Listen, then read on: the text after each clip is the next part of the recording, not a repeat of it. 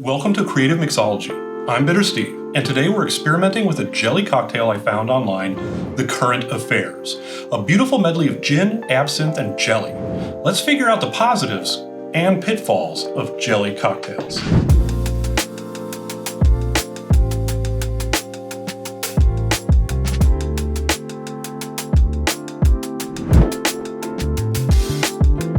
I found the original recipe on Reddit Cocktails, and user Peach Vinegar had submitted it for the monthly cocktail contest. I took one look at this picture and could almost taste how amazing this would be, so I decided to try it out on my family. He had used homemade currant jelly, which isn't common in the US because they were illegal here until recently, but it's still exceptionally hard to get. So this recipe is basically a riff on a gimlet, like a gin daiquiri if you will. And in this case, the simple syrup is replaced by the jelly. Is this a one-to-one conversion? No, it's not. And something you may not realize is that jelly is both sweet and acidic. So yes, you're easily replacing the simple syrup in your cocktail, but the fruit and the pectin adds more acidity, and these types of cocktails need to be rebalanced to accommodate this. Now, this cocktail is quite delicious, but I have two problems with it, and they may be two halves of the same issue. A lot of the jelly was left behind in the shaker, and what made it through separates, and quite quickly. It's only been a quick minute or two. And part of the issue is that shaking isn't breaking up the jelly completely. And also, this may be related, it doesn't quite taste like the sum of its parts. I taste gin, I taste absinthe, and I taste jelly, but I want to taste them all together in harmony. Now, the original specs are in some sort of royal metric, so I had to convert it to a more reasonable system, and I've changed the ratios just a bit for convenience. And there's one last thing I want to add, xanthan gum, which should help stabilize this a bit. Unfortunately, you can't just shake this to incorporate the gum, it needs to be flash blended.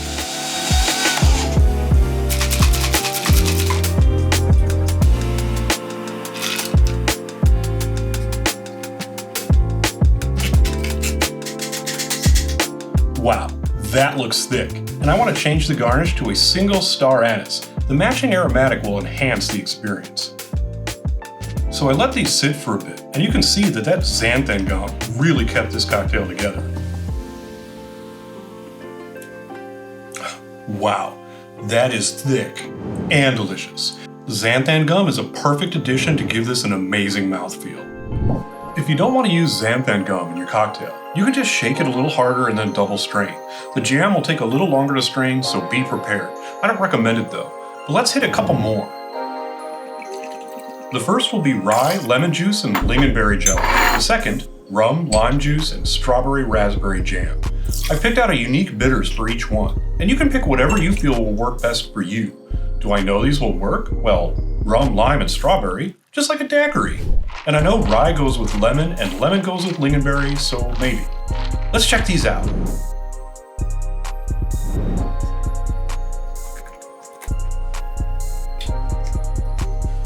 Wow, absolutely amazing. That rye punches through perfectly, and the bitters are a nice touch.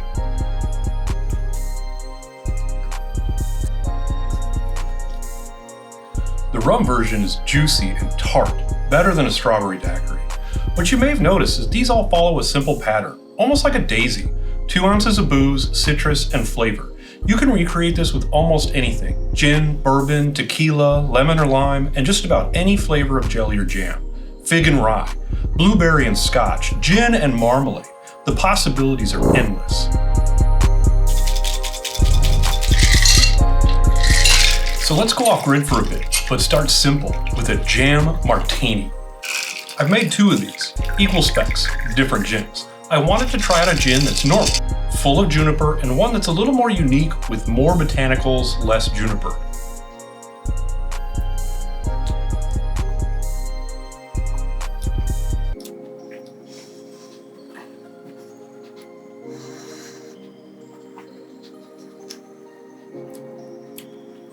Wow, these are both excellent. The gin stands out in each, the yuzu curacao adds some depth, and the jam is excellent. Do I have a favorite? Yes. Am I going to tell you which one? No. My opinion doesn't matter here. Try these out for yourself. Let's do one based off the Paloma using grapefruit jelly. Have you ever had grapefruit jelly? Probably not, because I've never seen it for sale in my life, and I'll leave a recipe down below for how I made mine.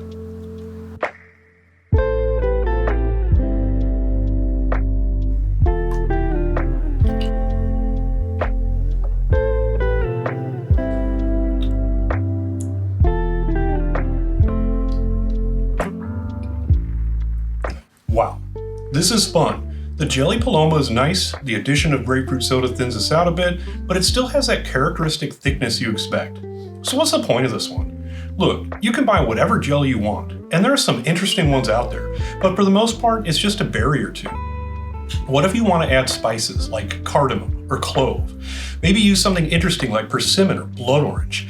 Add in ginger or lemongrass. If you make your own jelly, you can really get creative with the results.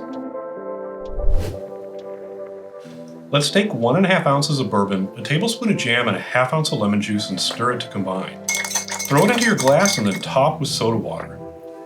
Obviously, you could double this up or more for a larger moonshine mason jar, and this is perfect for those hot nights when you and Barney Fife are out patrolling Mayberry and you don't want anyone to know that you're getting lit because the boredom of this ridiculous small town is driving you nuts.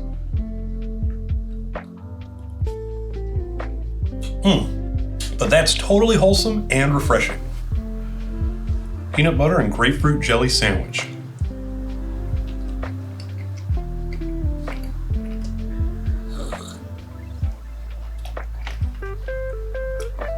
I can see why this flavor didn't catch on.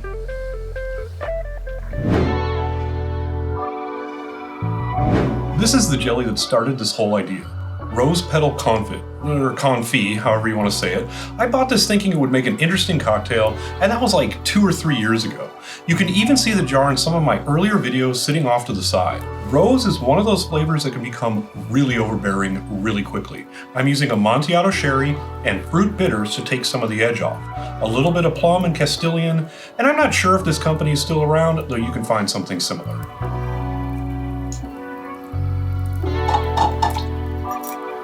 Add the foamer after the blender, otherwise, well, you can imagine.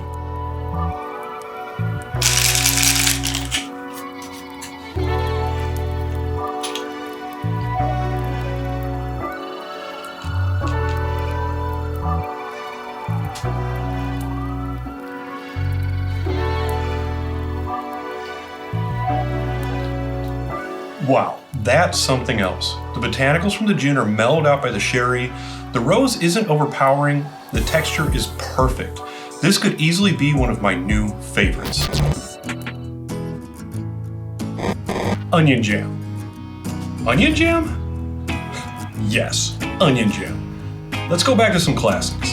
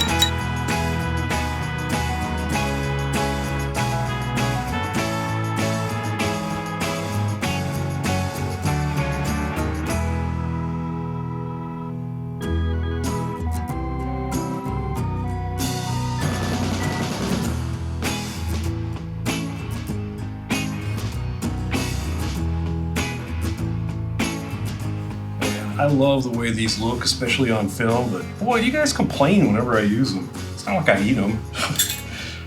Let's just do these in order.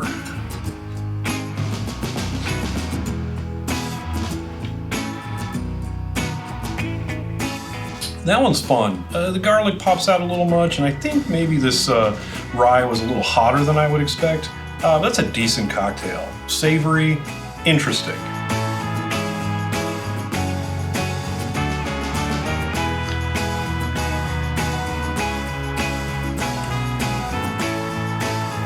Wow, this Negroni riff is actually really good. There's something about punti mace and the onion, just all comes together really well.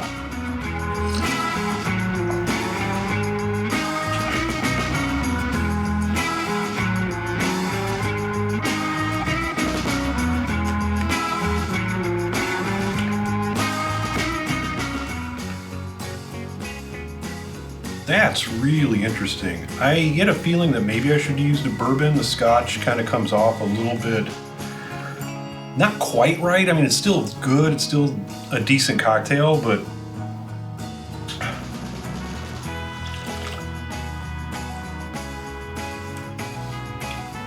I don't know, but that peach and the onion and the garlic, that actually goes really good together.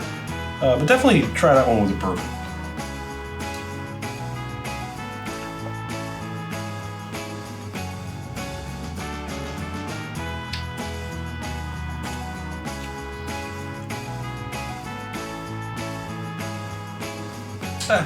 The old fashioned's a big meh.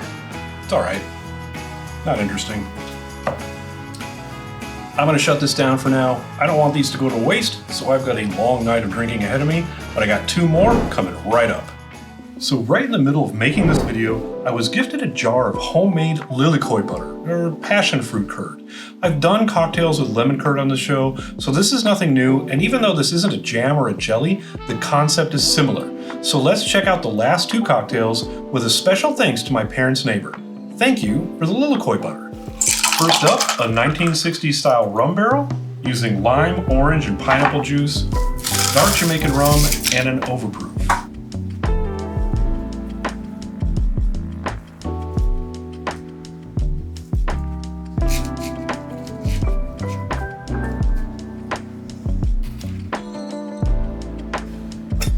And for the last one, how about a lilikoi butter mezcal mule?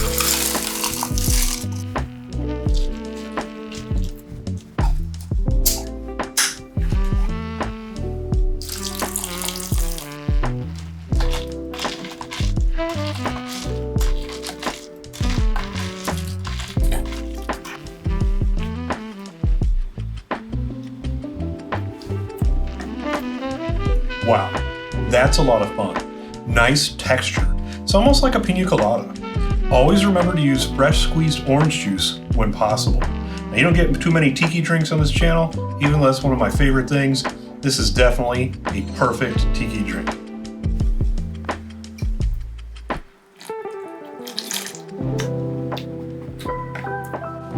Okay, that's really good. I made an entire video about mezcal and orgeat when I found out how well those two go together. Maybe a mezcal passion fruit video is in order. So let's recap a few points. Jam is sweet and acidic, so you need to rebalance any cocktail where you sub in jam for syrup. You may also find it's fine as is. Not all of these make good peanut butter and jelly sandwiches. See the description below for my notes. Xanthan gum is your friend, and it holds everything together and helps create that silky thick texture with the jam. Check the solidity of the jam. The cherry jelly blended with just a stir, while the grapefruit and the plum lavender needed to be blended twice to get it all incorporated. Onion jam, bacon jam, beer jam, these savory jams seem like they would be interchangeable, although if I made my own onion jam, I'd probably leave out the garlic. Oh, and a grape jelly and zoni would be too obvious. Don't forget to like and subscribe, and I'll see you all next time.